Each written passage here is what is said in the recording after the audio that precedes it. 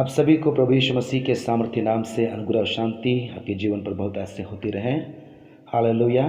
मैं परमेश्वर को धन्यवाद करता हूँ, परमेश्वर ने यह अनुग्रह दिया आपके बीच में प्रभु के वचन से आपसे बातें कर सकूँ, आपको थोड़ा उत्साहित कर सकूँ, ताकि आप विश्वास में, आत्मिक जीवन में और थोड़ा एक और कदम आगे बढ़ने पाएँ। हालेलुया।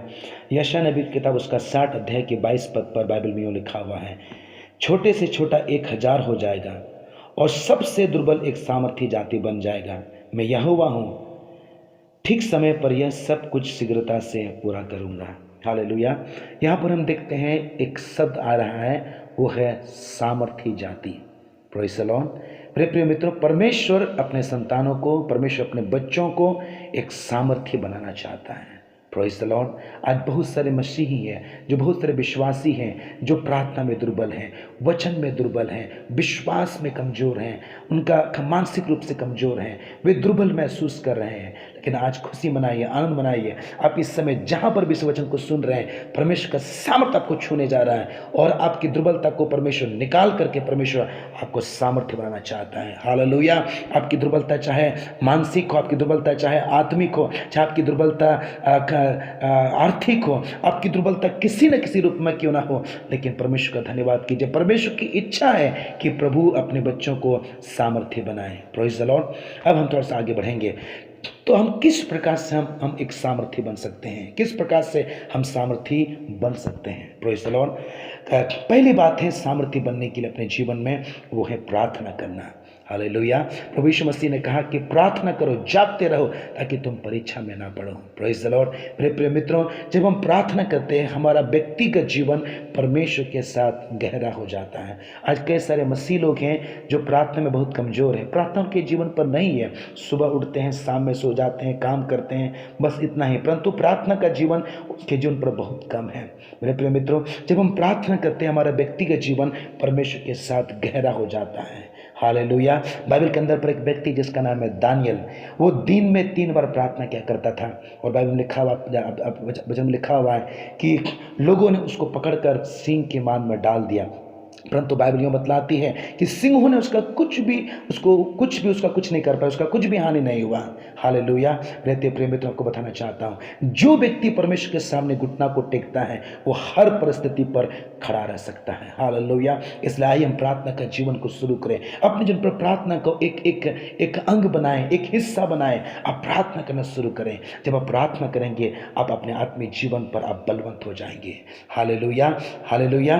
प्रार्थना करने के द्वारा हम अपने जीवन में आत्मिक ताजगीपन को महसूस करते हैं। कई ऐसे मसीह लोग, ऐसे विश्वासी हैं जो उठते बराबर निराशा, तकलीफें, चिंताएं, परेशानियों से घिरे रहते हैं, क्योंकि उनके जीवन पर प्रार्थना नहीं है। जब हम प्रार्थना करते हैं, वचन में लिखा हुआ है, जो यहोवा की बाट जोते हैं वो नया बल को प्राप्त करते जाएंगे। हालेलुया। एक प्रार्थना करने वाला व्यक्ति हर दिन उत्साहित रहता है। एक प्रार्थना करने वाला व्यक्ति हर एक दिन आनंद मनाता है। एक प्रार्थना करने वाला व्यक्ति हर दिन आत्मिक ताजापन को महसूस करता है।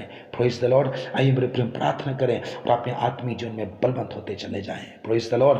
और तीसरी बात है, जब हम प्रार्थना करते हैं तो हमारे विरोध में आने वाले दुष्ट शक्ति जो हमें परीक्षा में गिराता है, वो प्रार्थना के द्वारा वो एक हथियार बन जाता है उसके विरोध में, और हम परीक्षा पर जय को प्राप्त कर लेते हैं। हालेलुया।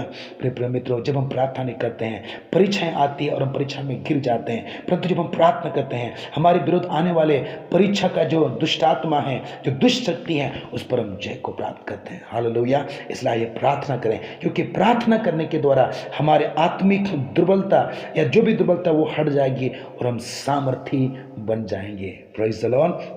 हालेलुया।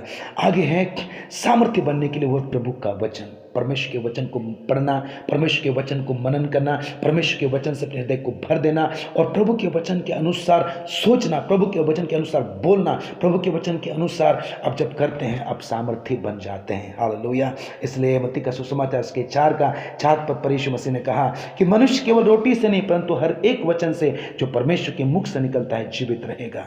हालेलुया। आज बहुत सारे मसीह लोग हैं जो वचन को नहीं पढ़ते हैं, पढ़ते होंगे लेकिन वो वचन को मनन नहीं करते, वचन को उस पर विश्वास नहीं करते हैं, वचन को अपने हृदय पर नहीं रखते हैं, वचन को अपने जीवन पर स्थान नहीं देते हैं। जब हम प्रभु के वचन को अपने जीवन पर स्थान देते हैं, हमारा आत्मिक दुर्बलता हट करके हमारे अंदर पर सामर्थ बलवंत आ जाता है और हम एक सामर्थी बन जाते हैं। Hallelujah, hallelujah. और तीसरी बात है वो है संगति करना। Praise the Lord. रोमी के पत्री उसके 14 अध्याय के 1 पद में लिखा हुआ है, जो विश्वास में दुर्बल है उसको संगति में ले लो। Praise the Lord.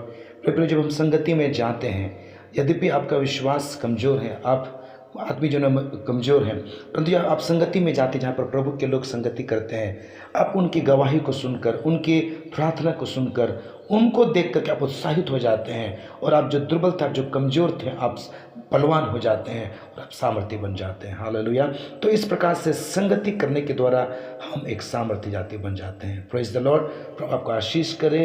लगातार आप प्रार्थना करते रहें, वचन को वर्णन करते रहें और जहाँ पर प्रभु के लोग संगति करते हो आप शामिल होते रहें। आप देखेंगे आपके आत्मिक जीवन की स्थिति उन्नति करेगा और आत्मिक जीवन बढ़ते जाएंगे। प्रभु इस वचन से आपको आशीष करें। जय मसीह की। आमीन।